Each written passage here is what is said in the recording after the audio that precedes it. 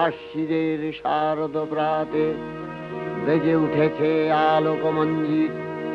ধরণীর বহিরাকাশে অন্তরিত মেঘমালা, প্রকৃতির অন্তরাকাশে জাগরিত জ্যোতির্ময়ী জগন্মাতার আগমন বার্তা। আনন্দময়ী মহামায়ার পদধ্বনি অসীম ছন্দে বেজে উঠে রূপলোক ও রসলোকে আনে নবভাব মাধুরীর সঞ্জীবন। তাই আনন্দিতা শ্যামলী মাতৃকার চিন্ময়ীকে মৃন্ময়ীতে আবাহন।